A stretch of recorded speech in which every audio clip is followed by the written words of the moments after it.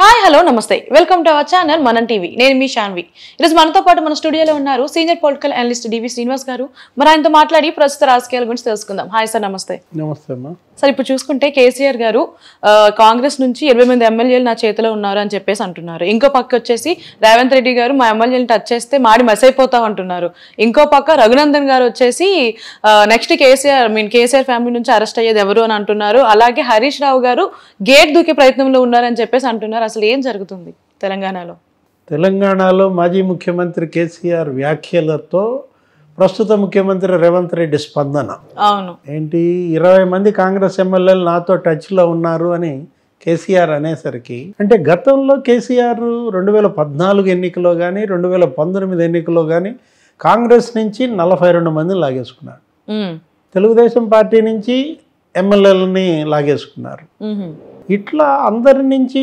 ఎమ్మెల్యేలని ఎంపీలని లాక్కోవడం ద్వారా బలపడ్డ కేసీఆర్ ఒక్కసారిగా ఏమైపోయాడు తనది బలం కాదు వాపు అని ప్రజలు చెప్పారు మొన్న ఎన్నికల్లో కేసీఆర్ని బీఆర్ఎస్ని చిత్తుగా ఓడించడం ద్వారా కేసీఆర్కి బీఆర్ఎస్కి ఉన్నది బలం కాదు అది కేవలం వాపు మాత్రమే అని తేలిపోయింది ఇప్పుడు మళ్ళా అదే మాటలు కేసీఆర్ అనేసరికి ఏంటి 20 మంది మళ్ళీ నాతో టచ్లో ఉన్నారు అంటే రేవంత్ రెడ్డి కోపం నసాలానికి అంటింది అనమాట ఏమంటాడు హై టెన్షన్ ఎలక్ట్రిక్ వైర్ లాంటి అంటుకుంటే కాకిలాగా గిలగిల షాక్ కొట్టి మాడి మసి అయిపోవటమే ఇప్పుడు కరెంటు వైర్ మీద కాకి కనుక కూర్చుంటే ఏమవుద్ది ఒక్కసారిగా ఆ షాక్ కొట్టి గిలగిల కొట్టుకుని మాడి మసి అయిపోతుంది అన్నమాట అంటే రేవంత్ కూడా కొంచెం మనిషి అలాగే ఉంటాడు ఏది సన్నగా తీగలాగానే ఉంటాడు కదా కరెంటు తీగ ఏదో సినిమా కూడా వచ్చినట్టుంది కరెంటు తీగ అని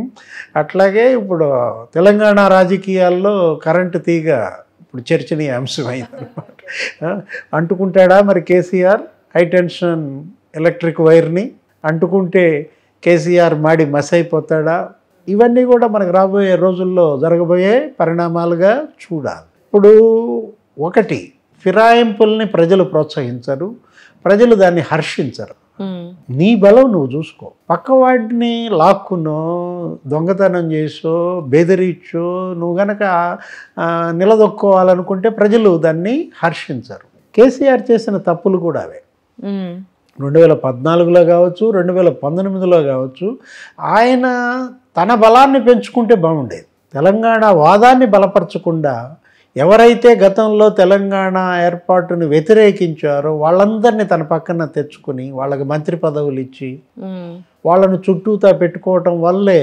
కేసీఆర్ ఇజ్జత్ దెబ్బతింది తెలంగాణ వాదమే బలహీనపడే పరిస్థితుల్లో కేసీఆర్ అప్రదిష్ట పాలవటానికి అదే కారణం అనమాట ఇతను రఘునందన్ రావు కూడా నిన్న కామెంట్స్ చేశారు అవును భాజపా ఆయన ఏంటి అభ్యర్థి మాజీ ఎమ్మెల్యే మెదక్ నుంచి పోటీ చేస్తున్నారు ఏమన్నారు నెక్స్ట్ కేసీఆర్ ఇంట్లో అరెస్ట్ అయ్యేది ఎవరు అంటున్నాడు కేంద్రంలో అధికార పార్టీ బీజేపీ కేంద్రంలో అధికార పార్టీ బీజేపీ నాయకుడు రఘునందన్ రావు మాటలు నెక్స్ట్ అరెస్ట్ అయ్యేది ఎవరు కేసీఆర్ ఇంట్లో అంటే కవిత ఆల్రెడీ తీహార్ జైల్లో ఉంది దగ్గర నెల 10 రోజులుగా ఆమె జైల్లో ఉన్నప్పుడు మరి ఇంకా ఎవరిని అరెస్ట్ చేస్తారు కొడుకున కేటీఆర్ని కూడా అరెస్ట్ చేయబోతున్నారా అంటే కేటీఆర్ చుట్టూతా ఇవాళ రాష్ట్ర ప్రభుత్వం కేంద్ర ప్రభుత్వం ఉచ్చులు బిగిస్తోందా ఇప్పుడు మనం ఫోన్ ట్యాపింగ్ కేసు ఏదో ఉంది ప్రణీత్ రావుతో సహా అక్కడ అదనపు ఎస్పీలని టాస్క్ ఫోర్స్ హెడ్ని వీళ్ళందరినీ రాధాకిషన్ రావు దగ్గర నుంచి మనం చూసాం భుజంగరావు ప్రణీత్ రావు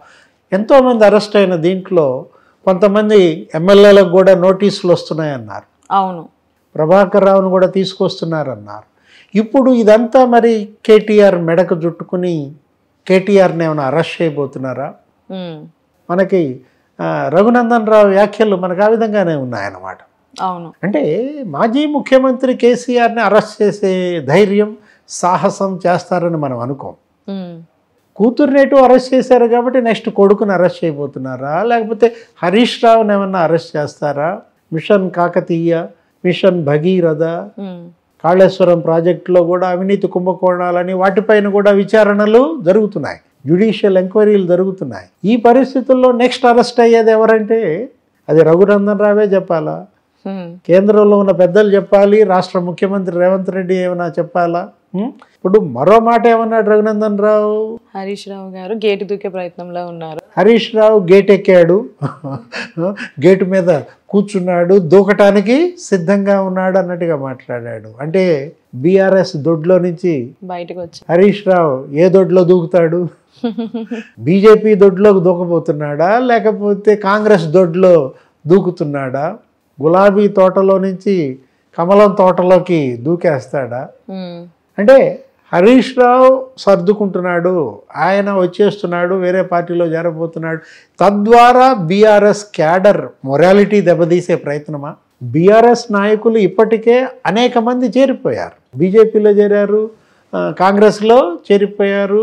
ఇవాళ పార్లమెంట్కి అభ్యర్థులే దొరకని పరిస్థితుల్లో ఎవరినైతే ఎంపీలుగా ప్రకటించారో ఆ ఎంపీలందరూ కూడా కాంగ్రెస్లో చేరారు. రంజిత్ రెడ్డి కూడా కాంగ్రెస్లో చేరిపోయాడు.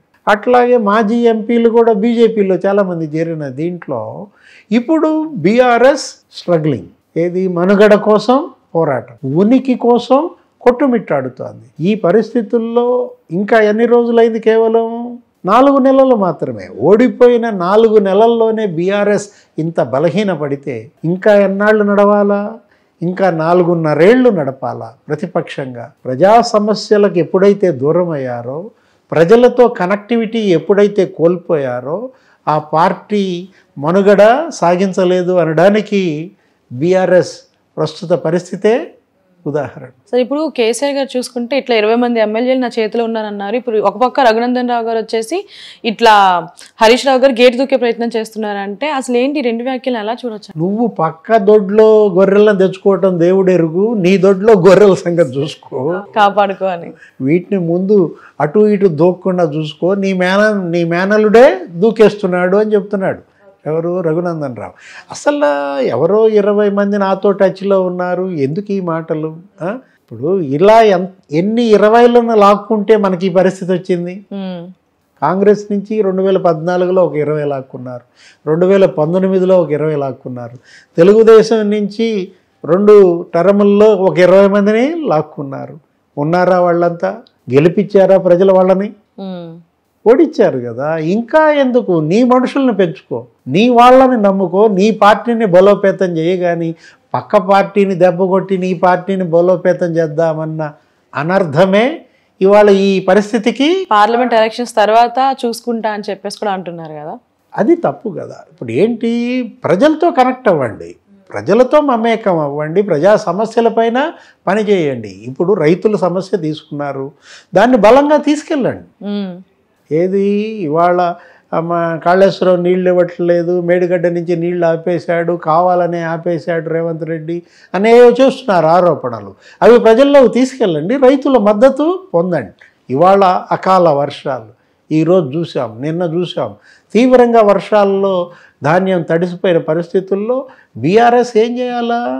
రైతుల దగ్గరికి వెళ్ళండి, తడిసిన ధాన్యం కొనమని ప్రభుత్వం పైన ఒత్తిడి తీసుకురండి. కొంతమంది రైతులన్నా మీ వైపు మొగ్గుతారు. ఆ చర్యలు లేకుండా 20 మంది కాంగ్రెస్ వాళ్ళు నాతో టచ్లో ఉన్నారు. నువ్వు టచ్లో ఉండాల్సింది నీ వాళ్ళతో, ప్రజలతో, రైతులతో, యువతతో, మహిళలతో, వాళ్ళతో టచ్లో ఉండండి. ఆ టచ్ మీకు ఓట్లు కురిపిస్తుంది. రైతులతో టచ్ ఉంటే రైతు లోకం మొత్తం ఓట్లేస్తుంది. మహిళలతో టచ్లో ఉంటే మహిళలంతా మీ పార్టీకి వెన్నుదన్నుగా నిలబడతారు. యువతతో టచ్లో ఉంటే ఆ యువత నీ జెండా మోస్తుంది. ఆ టచ్ వదిలేశాడు, కాంగ్రెస్తో టచ్లోకి వెళ్తున్నాడు. యా సార్, మరి చూడాలి ఏ పార్టీ నుంచి ఏ పార్టీకి ఎవరు జంప్ అవుతారు అనేది. Thank you so much sir. నమస్తే.